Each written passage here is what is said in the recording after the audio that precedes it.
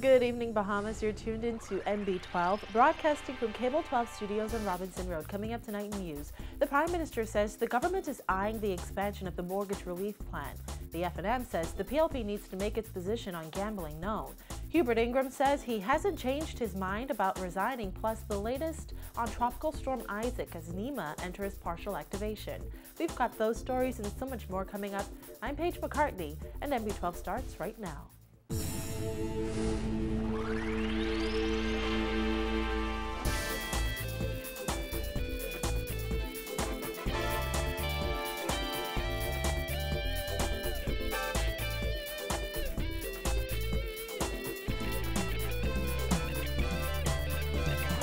Welcome once again to NB12. Prime Minister Perry Christie has asserted that criticisms made by the Free National Movement on his government's 100-day promises are dead wrong. The Christie administration marked its 100th day in office last week. The Prime Minister says he's not only pleased with his administration's 100-day achievements, but also the creation of several major initiatives that he believes will positively impact Bahamians. Vonique Toot reports.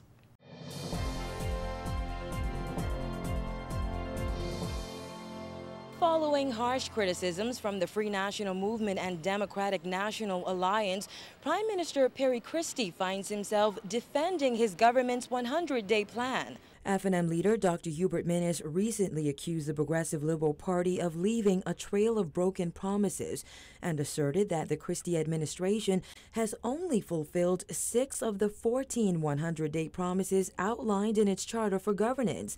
Meantime, DNA leader Branville McCartney called the PLP's plan a political ploy. However, Christie says the new administration is living up to its many promises. And you're going to see plenty of things that we're going to do because we were elected to do big things. Specifically with respect to the 10-point program, I think we are satisfied that we reach that level of compliance with every one of the issues. Menace also called the government's mortgage relief plan woefully insufficient, suggesting that it would only impact around 700 homeowners facing foreclosure.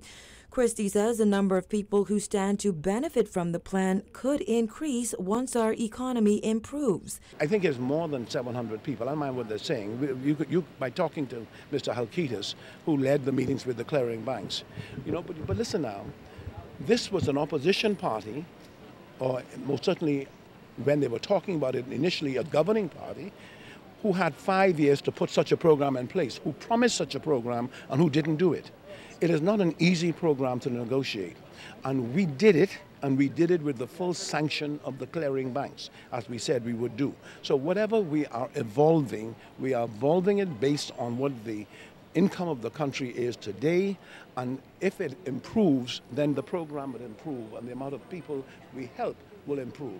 Given the state of the public purse, Christie says it would not make fiscal sense to spend tens of millions of dollars on this initiative. Clearly, everyone must know we could make a decision to make it a $50 million program, but that would not make fiscal sense.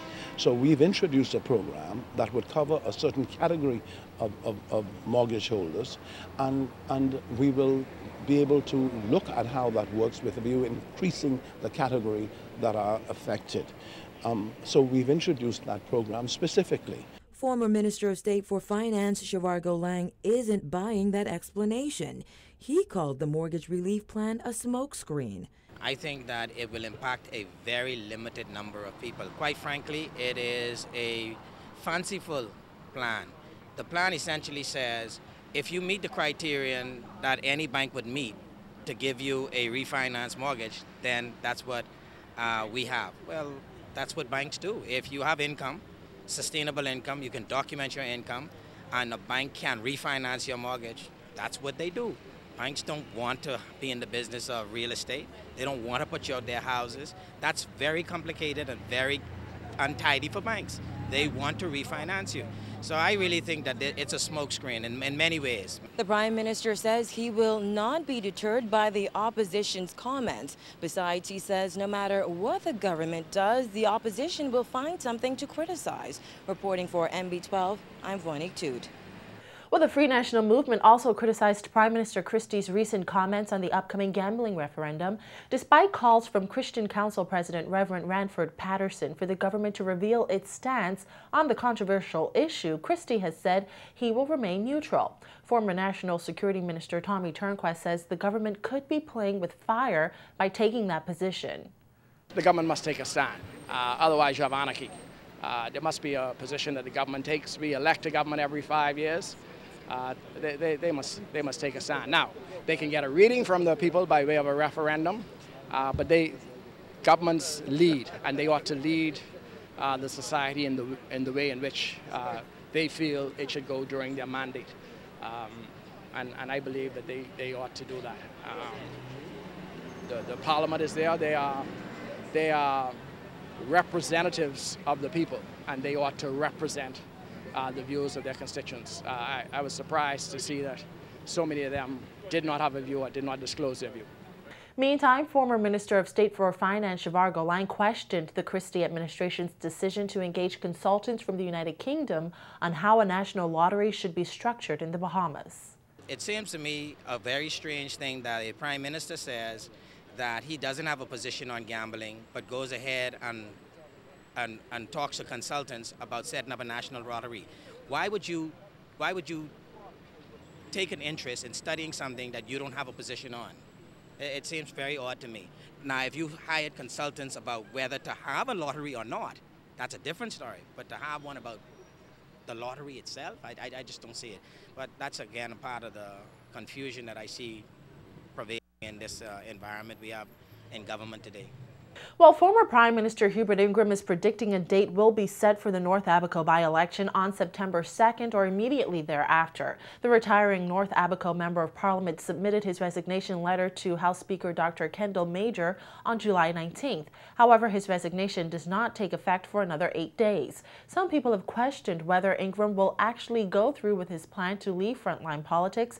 However, he told reporters outside Parliament today that he has not had a change of heart. Absolutely. It's a done deal. It's finished. The battle is over. Jesus is Lord. No, not at all. It'll be another day. Do you plan to spend the last day in North Abaco, perhaps, with your constituents? No, I've done that. I'm going to be in Abaco on the 2nd of September, the day I expect they will call the by-election. I'll be in Abaco then. Furthermore, Ingram says he does not regret stepping down as leader of the Free National Movement. No, I do not. I'm relieved. I'm grateful for the opportunity to have served, and thankful, and relieved of a great burden. I thank the Bahamian people very much for the opportunity to serve. The North Abaco by-election has to be held within 60 days of Ingram's resignation date. Well, before the May 7th general election, Charles Maynard served in the House of Assembly as the Member of Parliament for Golden Isles. Today, just a few months later, his body is lying in state in the House, where he represented his constituents between 2002 and 2007. Parliamentarians put aside their political differences this morning as they gathered in the foyer of the House to pay their respects. Prime Minister Christie says Maynard liked to taunt PLP MPs when defending the FNM's cause. However, he says that's what he loved about him.